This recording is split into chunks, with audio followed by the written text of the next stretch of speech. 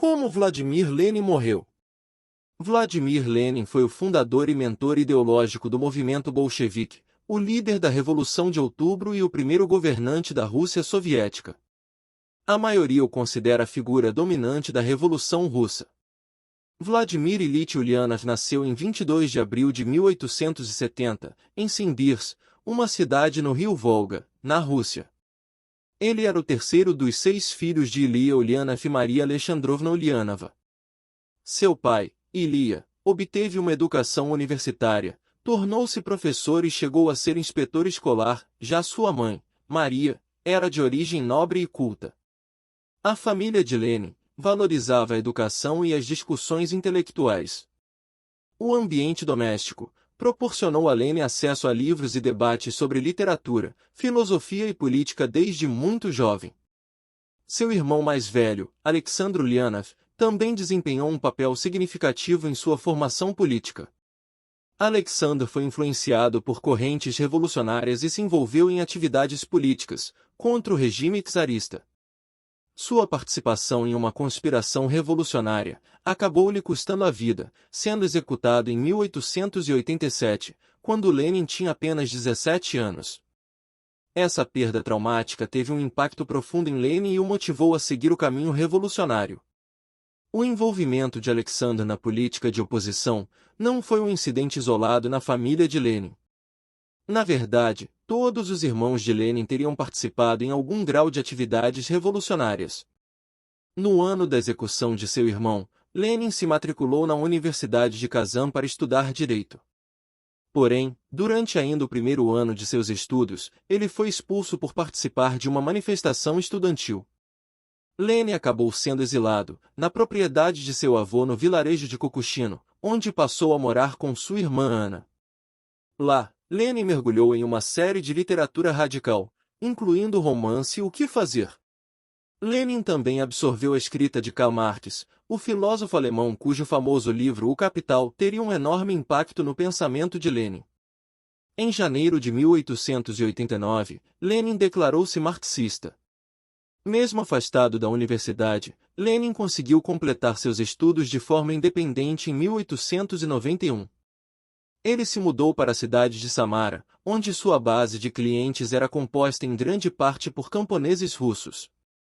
Ao entrar na idade adulta, Lenin tornou-se obcecado pelo socialismo e pela revolução. Ele lia vorazmente, consumindo livros sobre filosofia e teoria socialista, propaganda política, relatórios sobre grupos revolucionários ao redor do mundo. Quando não estava lendo, ele estava escrevendo ou falando em círculos de trabalhadores ou em reuniões clandestinas. No início da década de 1890, Lenin formou uma aliança com Julius Martov, o futuro líder da facção menchevique. Ele também se casou com uma de suas companheiras socialistas, Nadezhda Krupskaya. Suas atividades políticas fizeram de Lenin um homem procurado.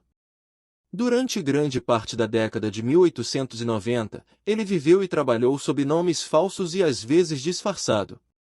Ele acabou sendo capturado em 1895 e condenado a 3 anos de isolamento na Sibéria. Em 1900, Lenin iniciou outro período de exílio, desta vez em várias cidades da Europa Ocidental. Foi durante este período que ele adotou o codinome Lenin, possivelmente uma derivação do rio Lena na Sibéria. Em 1902, Lenin publicou sua obra O que Fazer. Neste tratado, ele delineou sua visão de um movimento organizado para provocar uma revolução socialista. Ele exigia um pequeno partido que fosse rigidamente administrado, cuidadosamente planejado, trabalhador, disciplinado e reservado. Na opinião de Lenin, a filiação a esse partido deveria ser restrita para impedir a entrada de infiltrados, intrusos e indecisos. Decisões ideológicas e táticas seriam feitas por uma elite intelectual e não sujeitas aos caprichos e interesses das massas. Cada membro do partido seria um revolucionário profissional, devotando todo o seu tempo, energia e zelo à causa socialista. O próprio Lenin era a personificação viva dessa ideia. Ele viveu uma existência com poucos confortos ou prazeres sociais. Seus únicos interesses eram o socialismo e a revolução. Lenin não se dedicou apenas à teoria da revolução, ele também se interessou pelos aspectos físicos. O líder bolchevique escreveu guias de instruções para tudo, desde o uso de bombas até assaltos a bancos. Ele usava roupas de couro e praticava exercícios físicos como levantamento de peso para transmitir a impressão de força e masculinidade. As visões políticas radicais de Lenin e a prolífica atividade revolucionária fizeram dele um homem procurado na Rússia. Ele passou muitos anos fora do país, vivendo exilado em cidades como Munique, Praga, Paris e Manchester. Lenin estava em Londres e foi pego de surpresa pelos eventos da Revolução de 1905. Ele voltou brevemente, mas estava de volta ao exílio em 1907. Em abril de 1917, Lenin retornou à Rússia com a ajuda do governo alemão, que lhe deu passagem para minar e desestabilizar o novo governo provisório.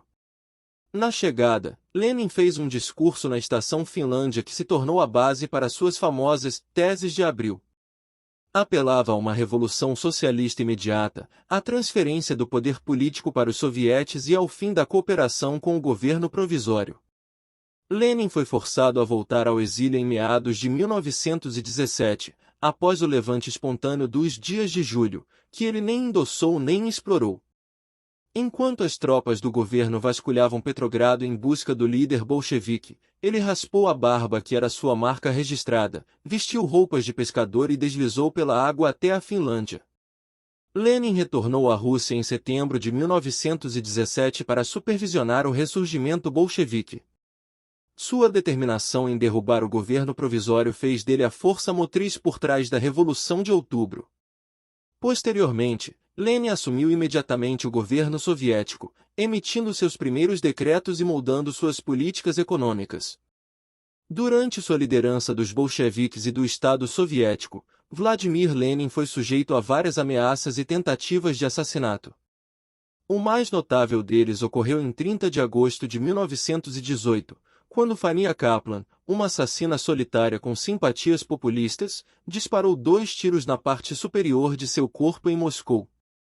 Lenin sobreviveu a este ataque, mas as complicações e efeitos de seus ferimentos podem ter encurtado sua vida. Em 1922, Lenin sofreu um grave golpe para sua saúde, quando teve um derrame que o deixou parcialmente incapacitado. Esse incidente afetou sua capacidade de governar de forma ativa, e ele teve que se afastar das atividades políticas por algum tempo. A doença e a incapacidade de Lenin levaram a uma disputa de poder entre diferentes facções dentro do Partido Comunista. 2 figuras importantes emergiram como líderes proeminentes, Leon Trotsky e Joseph Stalin. Trotsky era um importante aliado de Lenin durante a Revolução Russa, enquanto Stalin ocupava posições de destaque no governo e no partido. Lenin expressou preocupação com o crescente poder de Stalin e alertou sobre o perigo que ele representava. Em 1923, antes de sofrer outro derrame que o deixou ainda mais debilitado, Lenin escreveu um documento conhecido como Testamento de Lenin. Neste documento, ele criticou Stalin e recomendou sua remoção do cargo de secretário-geral do partido, expressando que Stalin acumulava muito poder e agia de forma autoritária. Além disso, Lenin expressou apoio a Trotsky, elogiando suas habilidades organizacionais e intelectuais. No entanto, o testamento de Lenin não foi amplamente divulgado e permaneceu desconhecido do público e dos membros do partido por muitos anos. Stalin conseguiu consolidar seu poder, marginalizando seus oponentes e fortalecendo sua posição dentro do partido. Em janeiro de 1924, Lenin faleceu aos 53 anos de idade. A causa oficial da morte de Lenin foi arteriosclerose cerebral, ou um quarto derrame. Mas dos 27 médicos que o trataram, apenas 8 concordaram com essa conclusão no relatório de autópsia. Portanto, várias outras teorias sobre sua morte foram apresentadas. Ainda hoje muitos historiadores concordam que a causa mais provável de sua morte foi o derrame induzido pela bala, que estava alojado em seu pescoço, devido à tentativa de assassinato. Sua morte foi um momento de grande comoção na União Soviética e em todo o mundo, e seu corpo foi embalsamado e colocado em exposição na Praça Vermelha de Moscou, onde permaneceu até 1953. Após a morte de Lenin, a liderança da União Soviética passou para Stalin, que consolidou seu poder e iniciou uma era de governo autoritário conhecida como o stalinismo. O legado de Lenin como líder revolucionário e fundador do Estado soviético continuou a exercer uma influência significativa na história mundial e nas ideologias políticas do século XX. E foi assim que Vladimir Lenin morreu. Se você gostou, deixe seu comentário e inscreva-se no canal. Até o próximo vídeo.